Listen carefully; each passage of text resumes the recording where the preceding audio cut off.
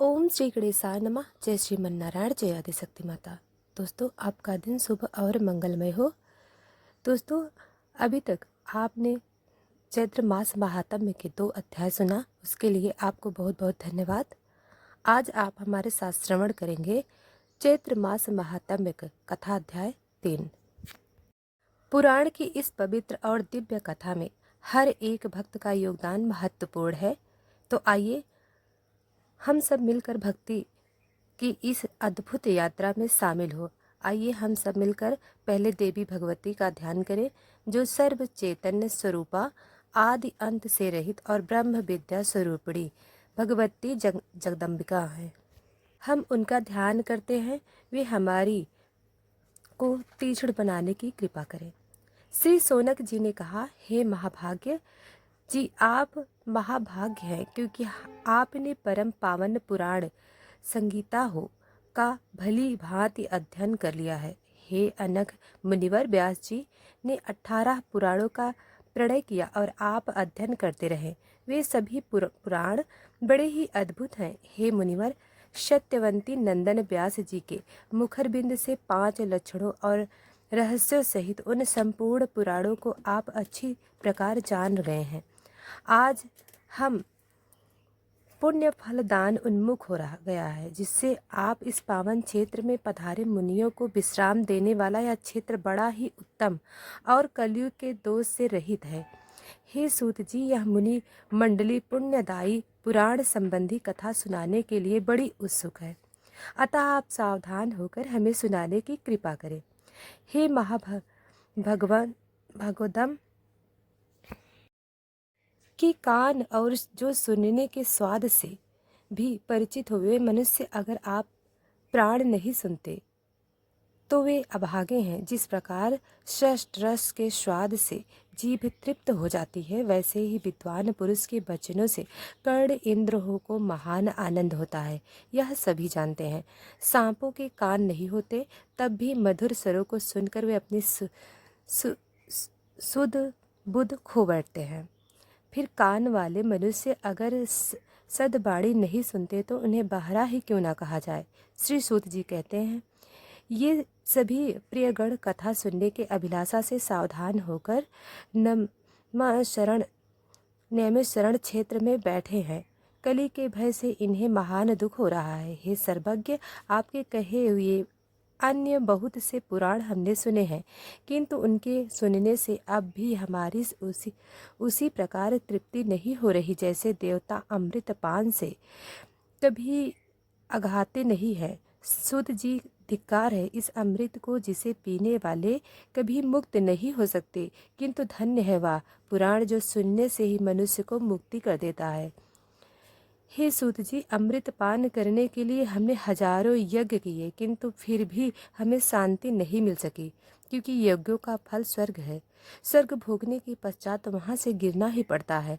इस प्रकार इस संसार के चक्र में आने जाने की यह क्रिया सदा चलती रहती है। हे सर्वज्ञ सूत जी, इस त्रिगुणात्मक जगत के काल चक्र की प्रेरणा से सदा चक्कर काटने वाले मनुष्यों को ज्ञान हुए बिना मुक्ति मिलनी कभी संभव नहीं। इसलिए आप परम पावन देवी भागवत को कहने की कृपा कीजिए। यह पुराण संपूर्ण रसों से परिपूर्ण आनंद, अत्यंत पवित्र, गोपनीय तथा मुक्ति कामी जनों को अभिलक्षण मुक्ति प्रदान करने वाला है। श्री सूत जी कहते हैं, श्रीमद् देवी भागवत अत्यंत पवित्र और वेद प्रसिद्ध पुराण है। इसके संबंध में आप महानुभावों के प्रश्न करने से मैं धन्य बड़भागी और परम पावन बन गया। अब मैं इसे कहता हूँ।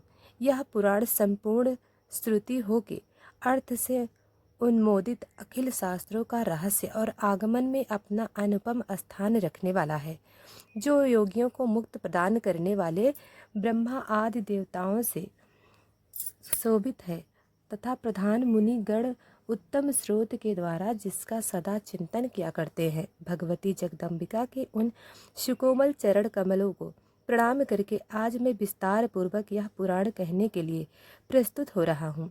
हे द्विजयो, यह रसों का भंडार है। इसमें जहाँ देखिए भगवती की भक्ति की निहित है। इसलिए भगवती के नामों से ही अर्थात श्रीमद् देवी भागवत नाम से यह पुराण प्रसिद्ध है। उपनिषद में जो विद्या नाम से प्रसिद्ध है, आद्या परा सर्व ज्ञान के नामांतर है, जो संसार के आवागमन रूपी बंधन को काटने में कुशल है और चारों ओर ही जिनकी सत्ता बनी रहती है।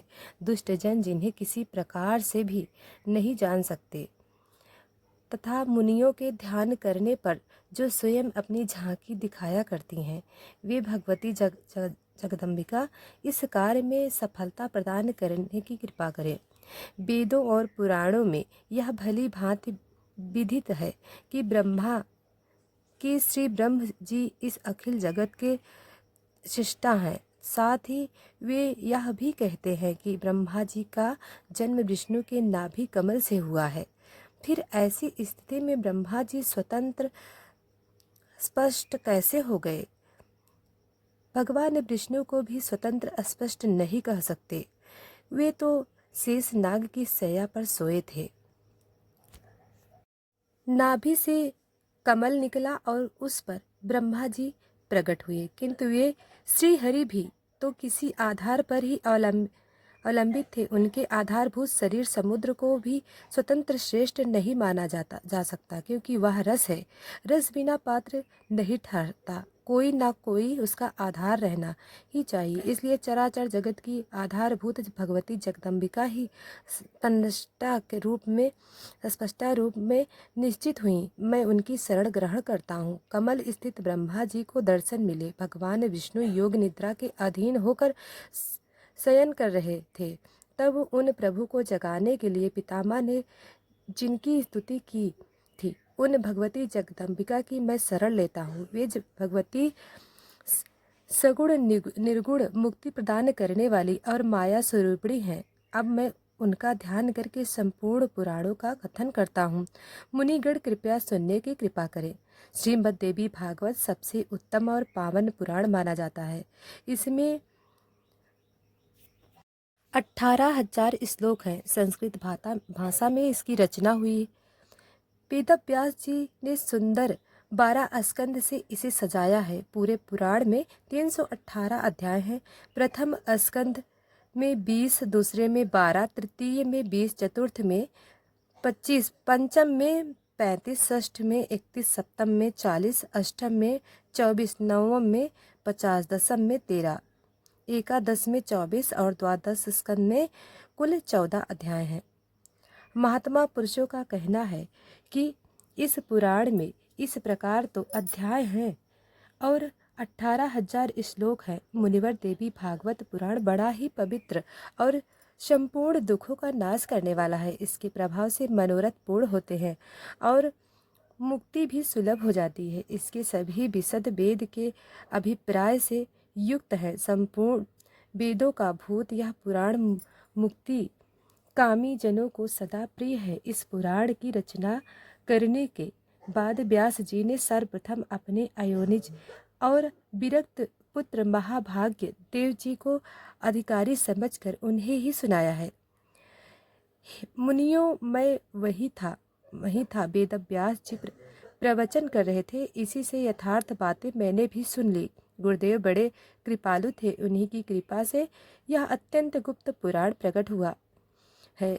व्यास नंदन सुखदेव जी की बुद्धि बड़ी विलक्षण थी। उनके पूछने पर इसको पुराण की सभी बातें व्यास जी को व्यक्त किया करते थे। वहाँ रहने के कारण इस पुराण की अमित महिमा का मैं भी जानकार हो गया।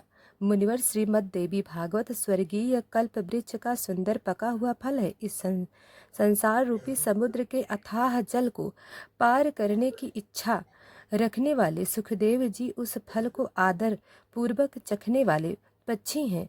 उन्होंने इस विविध कथा रूपी अमृत को अपने कान रूपी पुट को में भर भर कर खूब पान किया। जगत में ऐसा कौन पुरुष है जो इस अद्भुत कथा को सुनकर कली के भय से मुक्त न हो जाए। जो पापी वैदिक धर्मों से विमुख और अपने चरित्र से भ्रष्ट है, उसे भी अगर किसी प्रकार से श्रीमद् देवी भागवत सुनाने का अवसर मिल जाए तो संसार के विविध भोगों को भोग कर अंत में भगवती के उस नित्य परम धाम को वह चला जाता है जहाँ योगी लोग जाया करते हैं, जो निर्गुण स्वरूपा है, जो संत जनों की प्रेम पात्री और ध्यान में दर्शन देने वाली हैं। वे विद्याम भगवती जगदम्बिका उस बड़भागी पुरुष के हृदय रूपी गुफा में निवास कर लेती हैं, जो निरंतर इस देवी भागवत की कथा सुनने में तत्पर रहता है। संसार रूपी आकाश समुद्र को पार करने के लिए यह सर्वाण पूर्ण मानव देह सुंदर जहाज है। जिसे ऐसा शरीर मिल गया और कथावाचक की कमी भी नहीं रही, तब तो भी जो मूर्ख इस कल्याण देवी भागवत को नहीं सुन पाता, निश्चित ही वह अत्यंत भाग्यहीन है।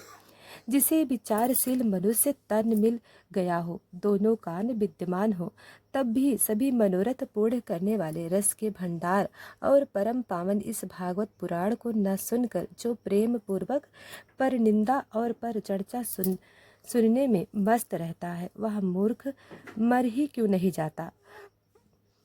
उसके जीवन से लाभ ही क्या है? तब ऋषियों ने पूछा, हे महाभागसूत जी, व्यास जी की किस पत्नी से सुखदेव जी प्रकट हुए? कैसे उनका आविर्भाव हुआ? और वे ऐसे किन गुणों से संपन्न थे कि उन्होंने सताओं का भली भांति अध्ययन कर लिया? महामते, आपने कहा है सुखदेव जी अयोनिज है, अरण्य से उनका प्राकट्य हुआ। इस बात से तो हमें महान आश्चर्य हो रहा है। इसके बारे में भी विस्तार पूर्वक बताइए। तब श्री सूत जी कहते हैं, प्राचीन समय की बात है, सत्यवती नंदन व्यास जी की सरस्वती नदी के तट पर विराजमान थे। उनके आश्रम में 2 गौरैया पक्षी थे। उन्हें देखकर वे आश्चर्य में पड़ गए। उन्होंने देखा कि दोनों पक्षी अपने घोंसलों में थे। उनका एक सुंदर बच्चा अभी अभी अंडे से बाहर निकला था। उस बच्चे के सभी अंग बड़े सुंदर थे और भी पंख और औरों से वह रहित था। दोनों पक्षी उस बच्चे को आहार पहुंचाने के लिए बड़ा प्रयास कर रहे थे। बार बार दाने ला कर उन्हें बच्चे के मुख में डालना उनका प्रधान कर्तव्य बन गया था। वे आनंद में मग्न होकर उस बच्चे के अंगों को अपने अंगों से रगड़त और प्रेम पूर्वक उसका मुख चूमा करते थे। उन गौरैया का अपने बच्चों में ऐसा अद्भुत प्रेम देखकर व्यास जी ने अपने मन में विचार किया कि जब पक्षी अपने बच्चों के प्रति इतना स्नेह कर रहे हैं तो तब मनुष्यों का संतान में प्रेम हो, इनमें कौन सी विचित्र बात है? क्योंकि उन्हें तो पुत्रों से सेवा पाने की अभिलाषा बनी ही रहती है। सत्यवती नंदन व्यास जी इस प्रकार के विविध विचारों में उलझ कर उदास हो गए। मन ही मन कुछ सोचकर बात निश्चित कर ली और वे फिर मंदराचल पर्वत के निकट चले गए।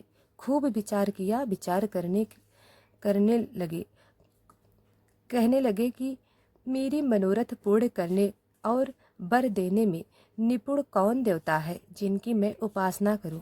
भगवान विष्णु, शंकर, इंद्र, ब्रह्मा, सूर्य, गणेश, स्वामी कार्तिकेय, अग्नि अथवा वरुण, मुझे कितनी उपासना करनी चाहिए? इस प्रकार व्यास जी सोच ही रहे थे कि इतने में चारों ओर विचरने वाले देवर्षि नारद हाथ में बीड़ा लेकर वहां पधारे। मुनि को देखकर व्यास जी को बड़ा हर्ष हुआ। उन्होंने पाद और अर्घ प्रदान करने की समुचित व्यवस्था की, साथ ही कुशल समाचार भी पूछा। कुशल प्रश्न सुन लेने के बाद मुनिवर नारद जी ने व्यास जी से पूछा, नारायण नारायण द्वैपायन जी, तुम क्यों इतने चिंतित दिख रहे हो? अपनी चिंता का कारण तो बताओ। तब व्यास जी कहने लगे, हे देवर्षि नारद, सुना गया है कि पुत्रहीन की गति नहीं होती और मानसिक सुख भी उसे सुलभ नहीं हो सकता। इसलिए मैं बहुत दुखी हूँ और यही चिंता मुझे बार बार बेचैन कर रही है। अब मैं मनोरथ पूर्ण करने वाले किस देवता की उपासना करूँ? इसी विचारधारा में गोते खा रहा हूँ। इस परिस्थिति में अब आप ही मेरे आश्रय हैं। हे देवर्षि, आप सब कुछ जानने वाले और कृपा के समुद्र हैं। शीघ्र ही बताने की कृपा कीजिए कि मैं किन देवता की शरण में जाऊं जो मुझे पुत्र प्रदान कर सके। सूत जी कहते हैं, इस प्रकार व्यास जी के पूछने पर महामना नारद जी अत्यंत प्रेम पूर्वक उनसे कहने लगे, हे महाभाग्य व्यास जी, आप इस विषय में जो पूछ रहे हो, ठीक यही प्रश्न मेरे पिताजी ने भगवान श्री हरि से किया था। देवाधिदेव भगवान जगत के स्वामी हैं। लक्ष्मी जी उनकी सेवा में उपस्थित रहती हैं। दिव्य कौस्तुभ मणि उनकी शोभा बढ़ाए हैं। वे शंख चक्र और गदा धारण करते रहते हैं। पीताम्बर धारण करते रहते हैं। 4 भुजाएं हैं।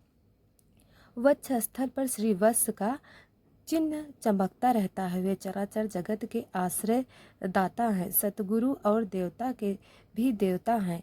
ऐसे जगत प्रभु भगवान श्री हरि महान तप कर रहे थे। उनकी समाधि लगी हुई थी। यह देखकर मेरे पिताजी ब्रह्मा जी को बड़ा आश्चर्य हुआ और उन्होंने उनसे यह जानने की इच्छा प्रकट की। तब ब्रह्मा जी ने पूछा कि हे प्रभु, आप तो देवताओं के अच्छ जगत के स्वामी और भूत भविष्य और वर्तमान सभी जीवों के एकमात्र शासक हैं। भगवान, फिर आप क्यों तपस्या कर रहे हैं और किस देवता की आराधना में लीन हैं?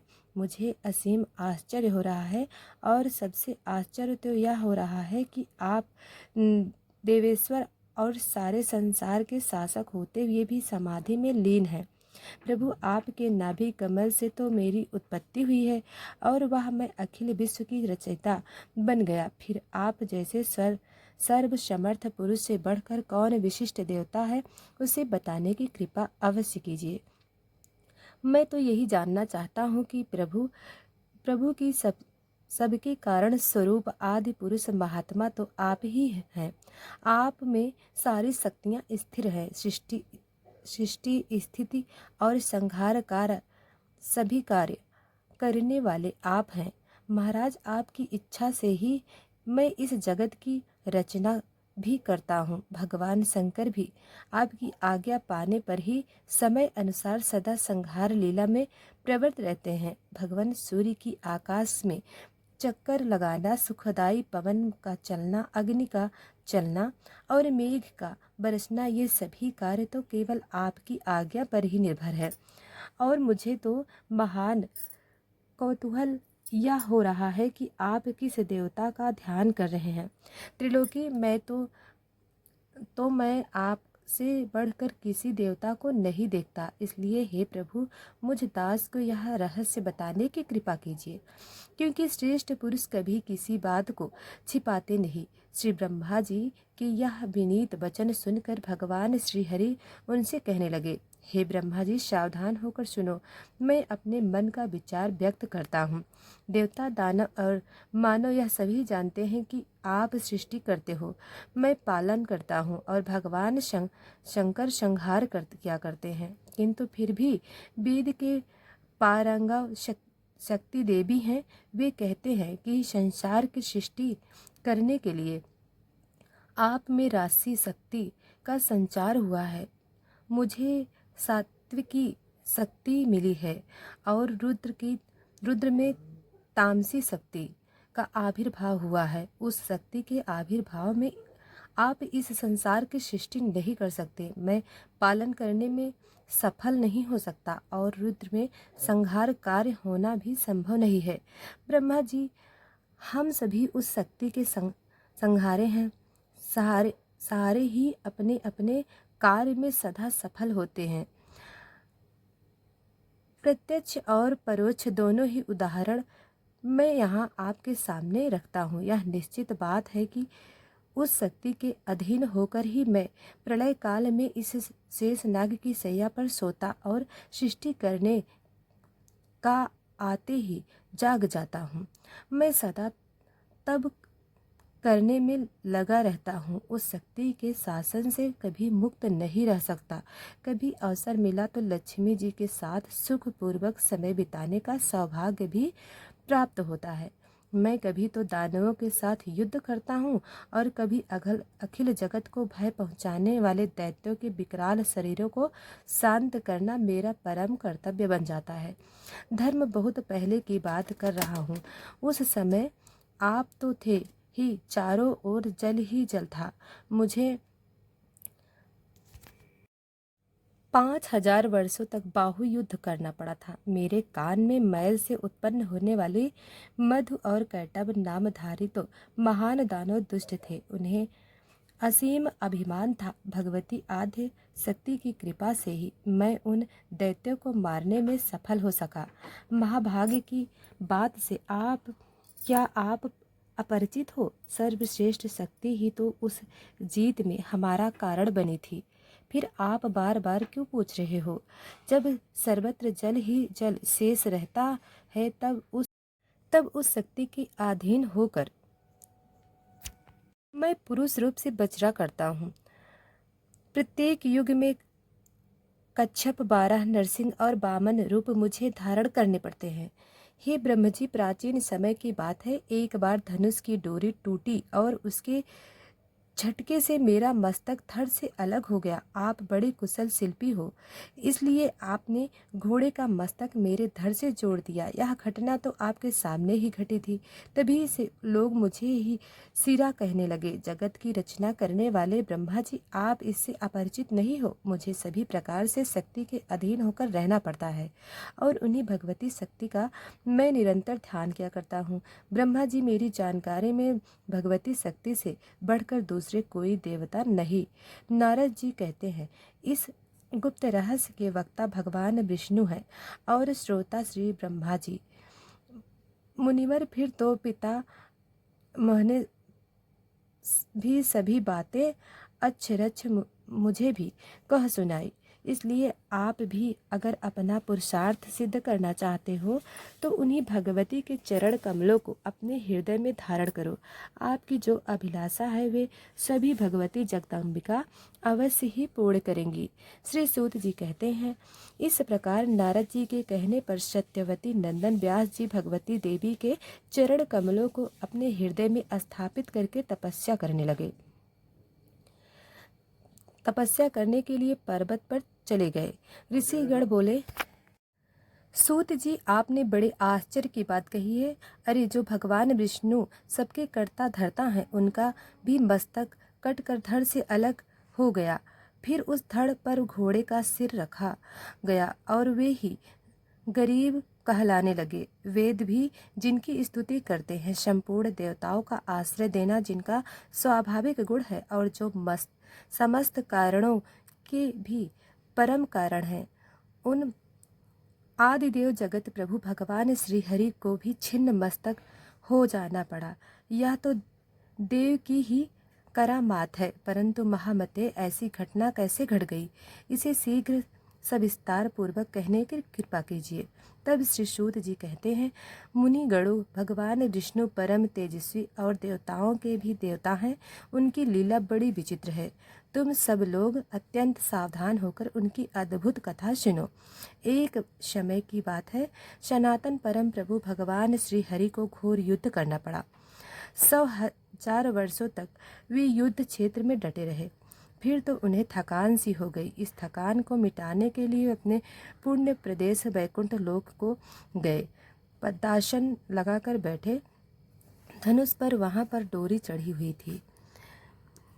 इसी अवस्था में धनुष को भूमि पर टेक कर उसी के सहारे वे कुछ झुक से गए, आराम करने लगे। आराम करने का सोचने लगे। अब आराम करते करते वे धीरे धीरे उसी धनुष से लगे आलसा भी नहीं लगे। अब एक तो थकान के कारण, युद्ध भूमि में इतने वर्षों के युद्ध के कारण जो थकान हुई थी, उसके कारण कहिए या फिर भगवान की लीला ही कहिए, उन्हें घोर निद्रा आ गई उन्हीं दिनों कुछ दिनों से देवताओं के यहाँ यज्ञ करने की योजना चल रही थी। देवराज ब्रह्मा जी, शंकर जी आदि सभी देवता यज्ञ करने में तत्पर होकर भगवान श्री हरि से मिलने बैकुंठ लोक गए। देवताओं का कार्य निर्विघ्न चलता रहा। यही उस यज्ञ का उद्देश्य था। वहाँ उन्हें यज्ञेश भगवान विष्णु का दर्शन नहीं मिला फिर तो ध्यान द्वारा उन्होंने पता लगाकर वे जहाँ भगवान विराजमान थे वहीं पहुँच गए। वहाँ पहुँचे तो उन्होंने देखा कि परम प्रभु भगवान श्रीहरि योग निद्रा के अधीन होकर अचेत पड़े हुए हैं। तब देखकर वे देवतागण वहीं ठहर गए। अब वे प्रभु को जगाने का इंतजार करने लगे। प्रभु तो अचेत पड़े हुए थे। बहुत देर हो गई लेकिन प्रभु की निद्रा नहीं टूटी। तब ऐसे में देवतागण बड़े चिंतित हो गए। अब ऐसी स्थिति में देवराज इंद्र ने जो प्रमुख देवता वहां पर थे उन्हें संबोधित करके कहा कि प्रभु आप बताइए क्या करना चाहिए। देवतागणों, आप स्वयं भी विचार कीजिए, भगवान विष्णु को इस निद्रा से कैसे जगाया जाए। तब भगवान शंकर वहां कहने लगे कि देवताओं, भी किसी भी निद्रा भंग करना निश्चित आचरण है। यह बात हमेशा ध्यान में रखिए कि अगर कोई गहरी नींद में सो रहा है तो उसे अनावश्यक रूप से जगाना नहीं चाहिए, बड़ा भारी दोष लगता है। तो कहते हैं प्रभु की यद्यपि किसी की निद्रा भंग करना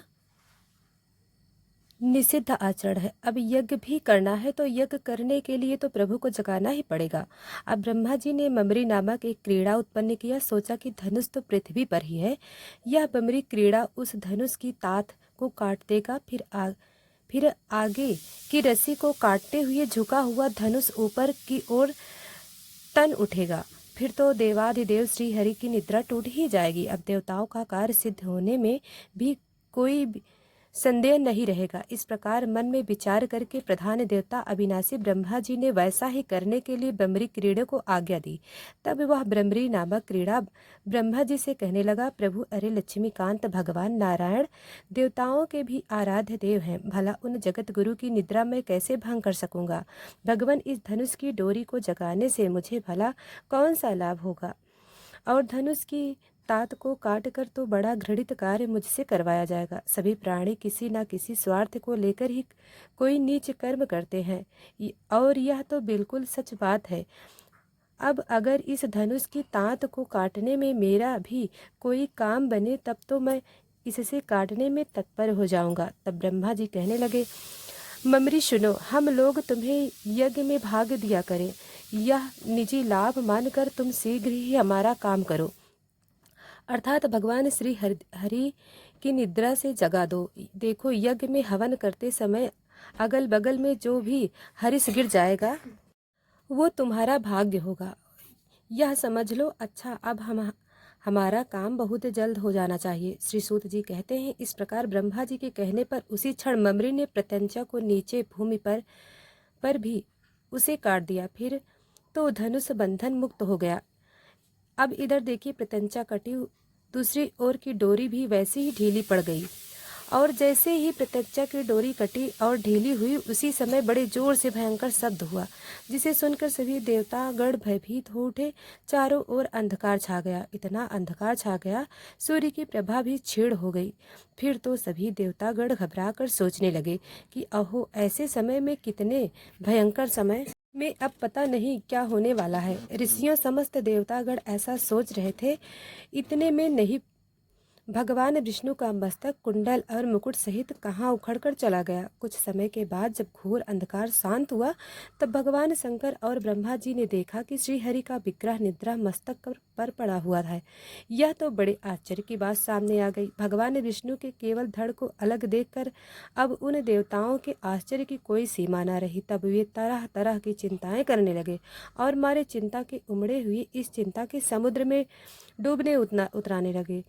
बहुत दुखी होकर उन सबकी आंखें अब भर आईं, सबकी आंखें जल बरसने लगी, विलाप करने लगी, हे नाथ, आप तो देवताओं के भी आराध्य देव सनातन प्रभु हैं, फिर भी हे भगवान, संपूर्ण देवताओं को निष्प्रभ विचित्र घटना घट गई। ब्रह्मा जी के कहने लगे, काल भगवान ने जैसा विधान रच रखा है वैसा अवश्य ही होता है, और यह तो बिल्कुल असीत बात है।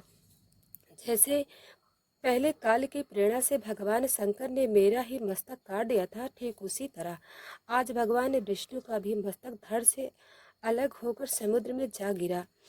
सांची पति देवराज इंद्र के हजारों भंग हो गए। उन्हें दुखी होकर स्वर्ग से गिर जाना पड़ा और मानसरोवर में जाकर वे कमल पर रहने लगे। इसलिए तुम्हें बिल्कुल भी शोक इस समय नहीं करना चाहिए। तुम सभी उन सनातन विद्या स्वरूपिणी महामाया का चिंतन करो। वे प्रकृति में भगवती निर्गुण स्वरूपिणी और सर्वोपरि विराजमान है। अब वे ही हमारा कार्य सिद्ध करेंगी। वे ही इस जगत को धारण कर सकती हैं। उनका नाम ब्रह्म विद्या भी है। सब प्राणी तो उन्हीं की संतान है। त्रिलोकी चर में और अचर जितने प्राणी हैं सब में वे विराजमान हैं। श्री सूत जी कहते हैं, फिर ब्रह्मा जी ने वेदों को जो सामने देह धारण करके उपस्थित थे उन्हें आज्ञा दी। ब्रह्मा जी कहने लगे, हे ब्रह्म विद्या स्वरूपिणी भगवती जगदम्बिका परम आराध्य है। उन सनातनी देवी के अंगों का साक्षात्कार होना कठिन है। वे भगवती महामाया संपूर्ण कर्मों को सिद्ध कर देती हैं।